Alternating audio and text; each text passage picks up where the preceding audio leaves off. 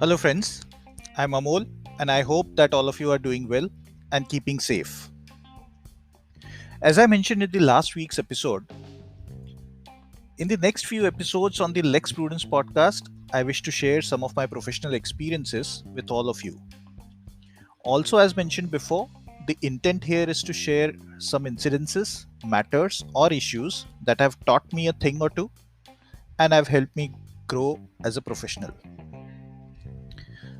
The story or incidents that I shared last week was about using litigation strategy to achieve certain important business or commercial goals for the organization.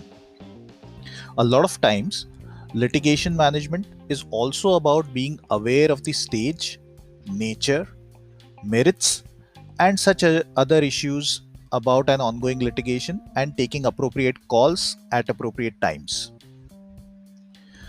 In-house counsels need to develop an ability to look at every litigation matter objectively and not like a dispute which you want to win at all costs is an important element.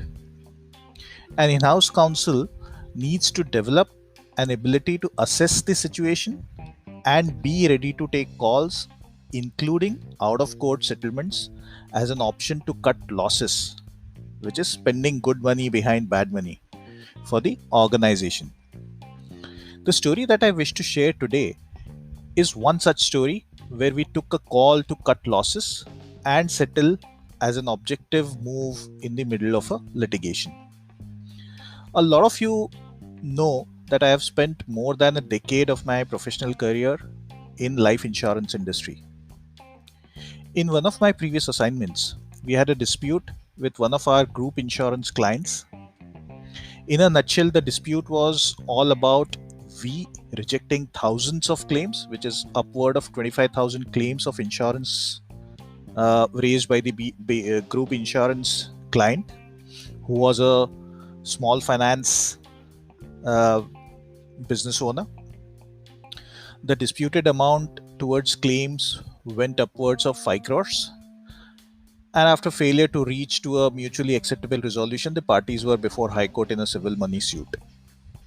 The insurance company was of the view that the rejection is on valid grounds and is duly in accordance with the terms of the insurance policy.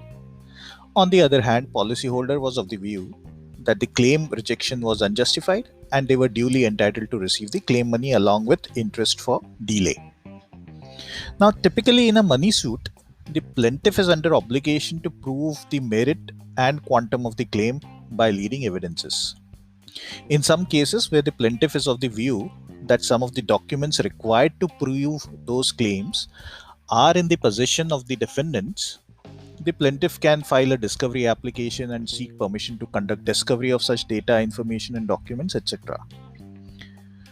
Also, in my personal opinion, and I say it again, in my personal opinion, it is not usual, or shall I say, not advisable for defendants to file a discovery application to search for documents, evidences that may be available with plaintiff to prove genuineness of plaintiff's claim. Having said this, for some reasons, we were advised to file a discovery application. We, in the sense, insurance company, which was a defendant in this case, was advised to file a discovery application to make plaintiff produce all relevant documents so that we can establish genuineness of each and every claim that he had filed. Now, the advice was given stating that it will demonstrate our bona fides as an insurance company before the court. While there may be arguments in favor of this advice too, there was one practical issue here. When the court allowed this application and the inspection or discovery of documents began, both the parties realized how humongous, tedious, and difficult this task was going to be. For once, the claims files were in excess of 25,000. Second, the plaintiff company was based out of a different city than where we were located at. So when the discovery and inspection process began, plaintiffs and defendants with their paralegal teams used to travel to a neutral location. Plaintiff used to carry 100 files at a time because logistically that was the maximum that they could do. and both teams used to spend 10 hours or in excess of 10 hours to go through the files and documents, preparing a report for those files. Now, let us admit that a lot of times when parties have been disputing over an issue for a very long period of time, the emotions are high and thoughts of settlement, let alone engagement for settlement, is not even on anyone's mind. I'll also admit that a lot of times for large corporates, the individuals managing litigation may not feel the direct pinch of the expenses that are incurred on such disputes, which sometimes makes them lose sight of the objectivity. And when I say objectivity, it's commercial objectivity. Now, in the matter at hand, imagine 250 trips at a minimum for each party with all the logistical costs for legal and paralegal teams would have definitely exceeded the total claim amount. And we have not even considered the time, effort, money required for the suit proceedings other than the process of discovery. I have all along my career been a supporter of amicable settlements of commercial disputes. In this matter, too, we took the initiative by inviting the people in charge of litigation from the plaintiff side. We sat across and discussed the pros and cons of an amicable settlement threadbare.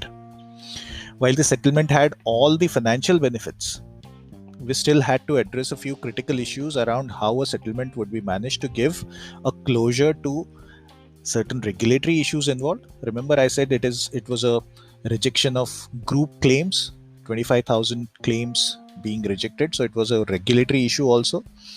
Negotiations on who gives away what part of their respective demands, claims, and how the deed of settlement does not leave any scope for any future claim on the same issue and covers every single rupee worth of disputed claims comprehensively.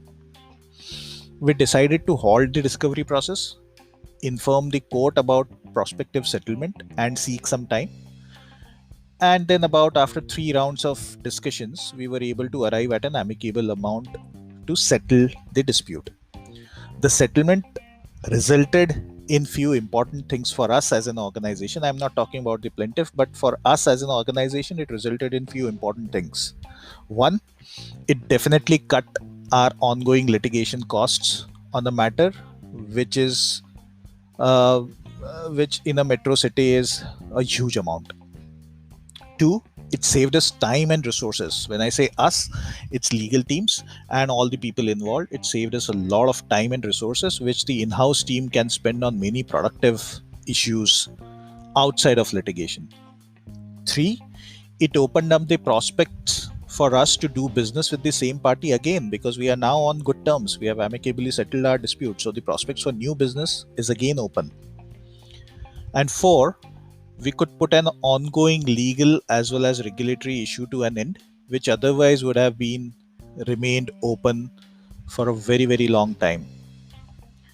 So, friends, from personal experience, I feel that in-house counsels should have an objective view about all the disputes that they handle rather than having an emotional view about the same. And following tips may be of some help in achieving this objective. 1. Always have a commercial view of the matter, especially in civil and money suits. 2. Keep your eyes open on the ongoing costs that you incur on open litigations. 3. Do not look at disputes as your personal disputes and keep eyes and ears open for opportunities to amicably settle. And 4.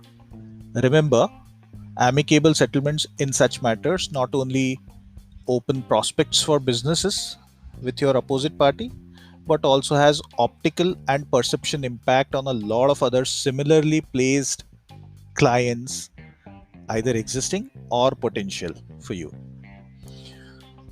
So, friends, do you have any such interesting experiences to share? Do share them with me. Let's learn and grow together. As mentioned before, just search for Lex Prudence on your favorite podcast platform: Anchor, Spotify, Google, Breaker, or Radio Public, and listen, subscribe, and share.